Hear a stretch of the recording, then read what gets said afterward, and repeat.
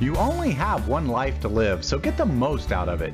On Good Life, Great Life, join me, Brian Highfield, and my guests as we share success stories, habits, mindsets, and lessons learned by successful people. These lessons are not taught in schools, but are critical for getting ahead in life.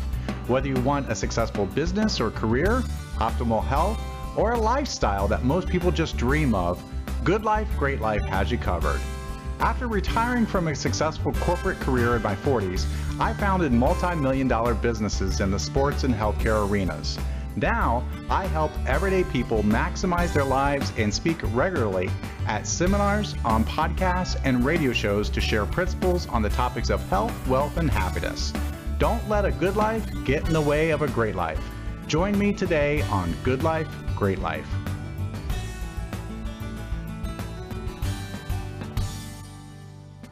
Well, welcome to another episode of Good Life, Great Life. And so today we have with us Kalyan Gautham. So Kalyan is the co-founder and CEO of WATT. So welcome to the program, Kalyan. Thanks for having me.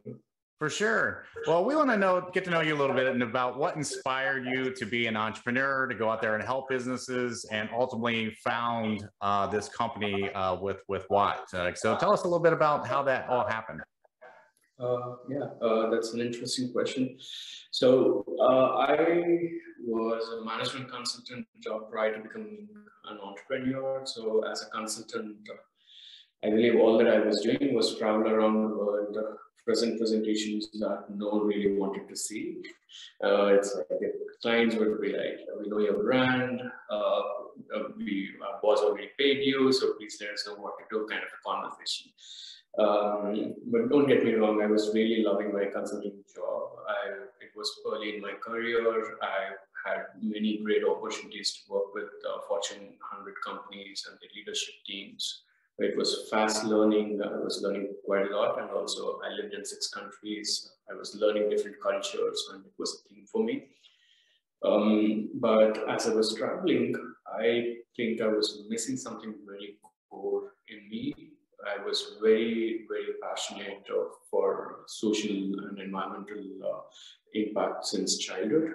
I believe I've gotten that from my mom and grandmom. They used to take me as a sidekick in the projects when they were going, and I probably picked up something from their passion. And whenever I go to a different place, a different country, I embrace their local culture, start contributing to their and then I move to a different country.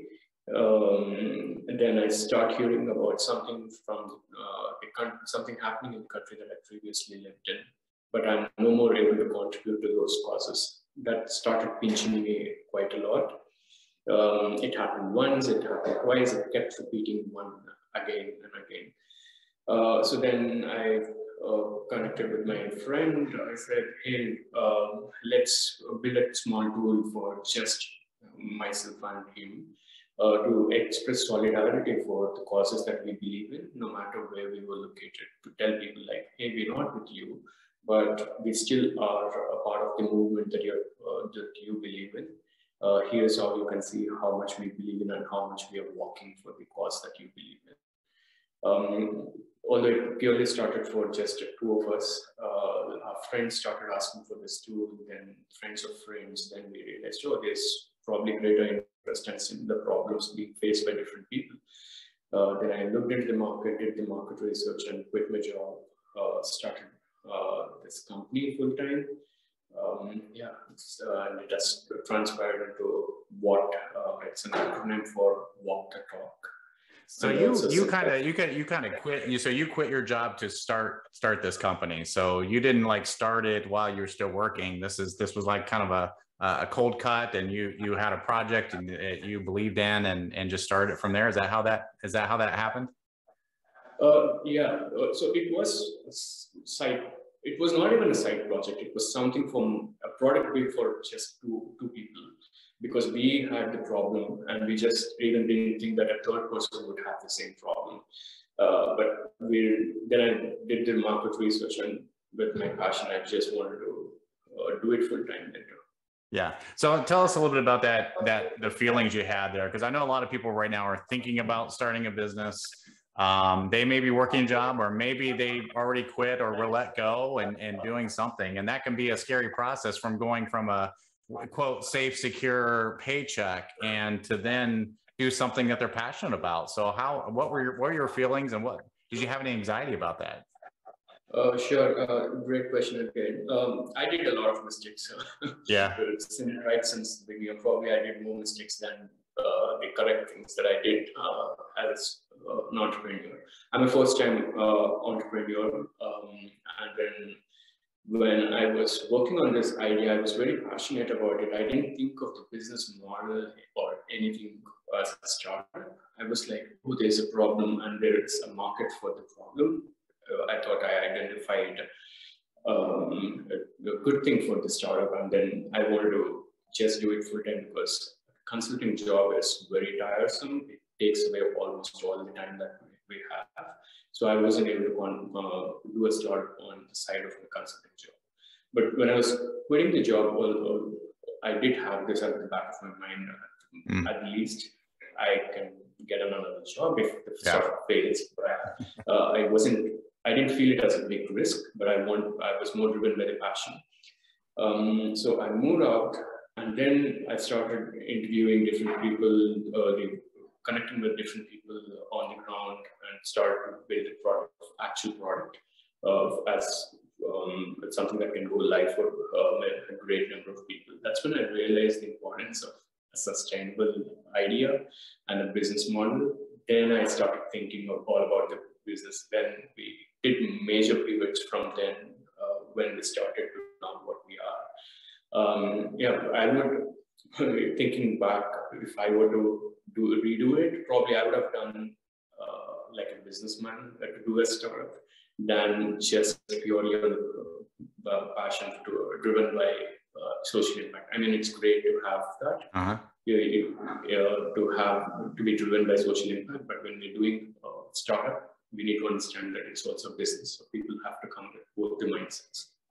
Yeah, so that's one lesson learned. What are some other lessons that you kind of learned along the way, and this whole experience of starting up what is now a very successful business? Yeah, sure. So many things. So one thing, I've always been an independent person. I wanted to do things my way and something that's different from everyone kind of a person. When I started doing startup, most entrepreneurs, I believe, whom I have come across are kind of individualistic people. They're driven and they think they can do what they're doing, and it's very hard for them to ask help from others. So what I learned, one of the very initial lessons and very important lessons, is to ask for help. Go out. We can't do it alone. It's a huge thing. We're not good at everything. We probably are good at maybe one or two things of a million things that are required for a startup. Then what I did is started onboarding advisors, mentors very quickly, so that each one can help me with things that weren't possible by myself. And of course, then start building the team which can help me in parts which I am not able to do it myself. All of that. That's definitely one thing I would suggest anyone to do. Then generally we look at product market fit, which is a very well-spoken thing. But what's little less spoken is founder market fit. Founder market fit. In the sense, when I started it in B2C business. But I had literally no experience in B2C business. I was a consultant. I was totally into B2B market. So as an entrepreneur, when we start business, there are too many variables for us to conquer. And the objective of it for us has to be like, reduce these variables as many as possible. In the sense, if I'm good at B2B, start with the B2B side of it.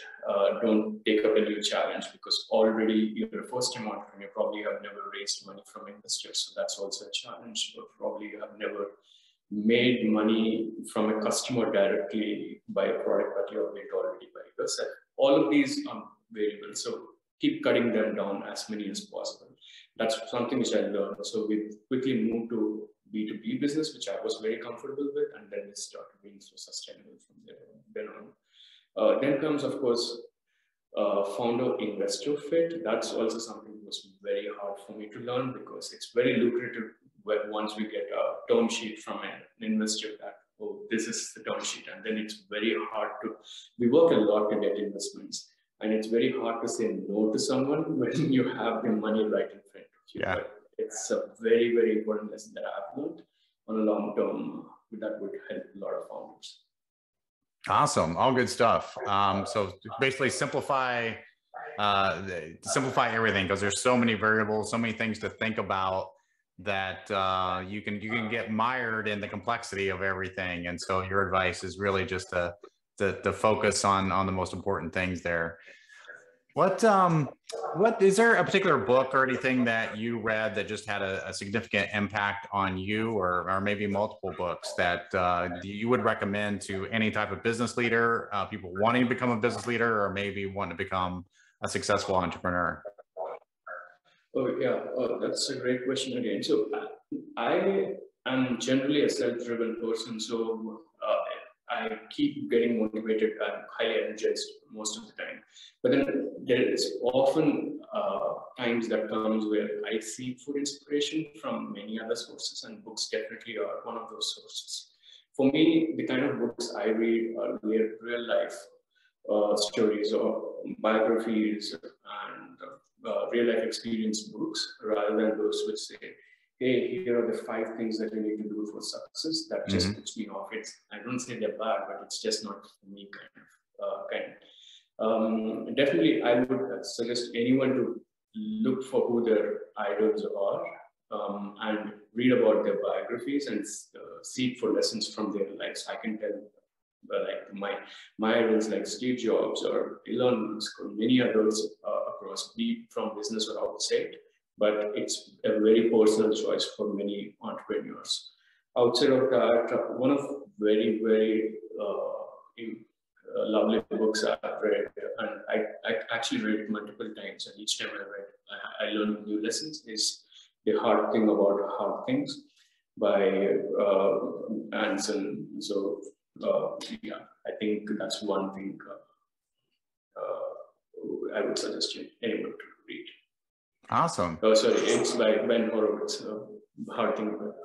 Yeah, no, I mean, that's an interesting take, because a lot of people think, well, I just need to go read a how-to book, by a successful person. But reading about their personal stories and their life, you can glean a lot of things from that. And I was thinking Steve Jobs as you're describing. I was thinking Steve Jobs, and that was the first name that you mentioned, and Elon Musk. And so I'm sure those will be wonderful reads to just look into their mind a little bit.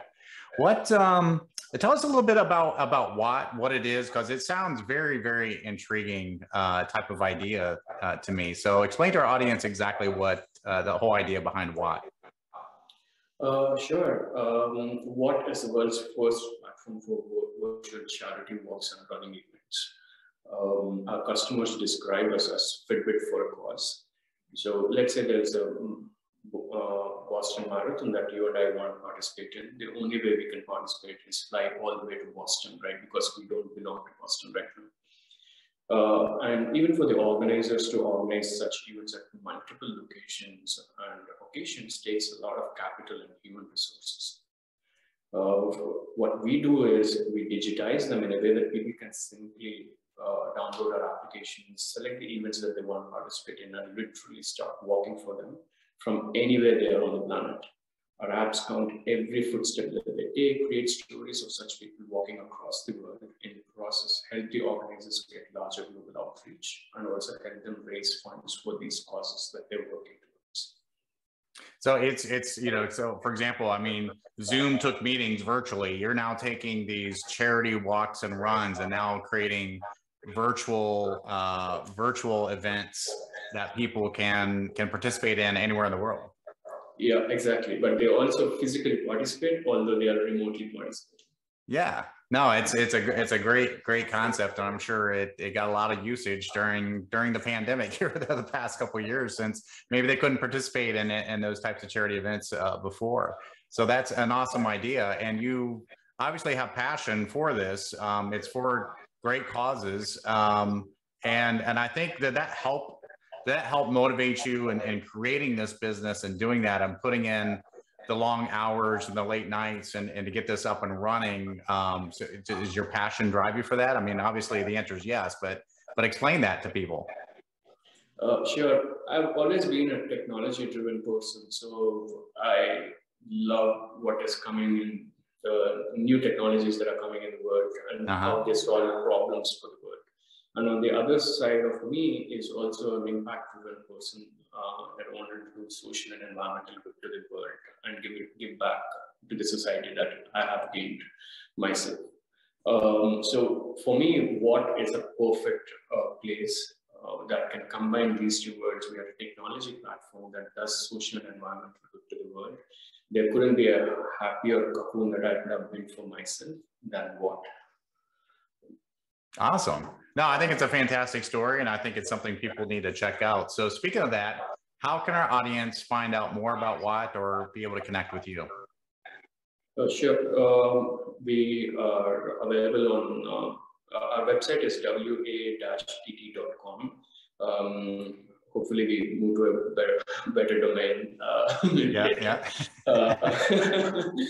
That's one of the struggles of startups not being able to afford good domains.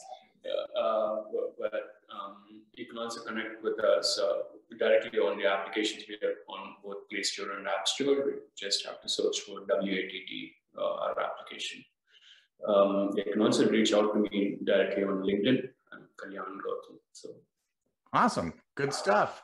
Well, really appreciate your participation today, Kalyan. And so our guest today has been Kalyan Gautham, who's been is the co-founder and CEO of WATT. You can visit that at wa-tt.com. So thank you again, Kalyan.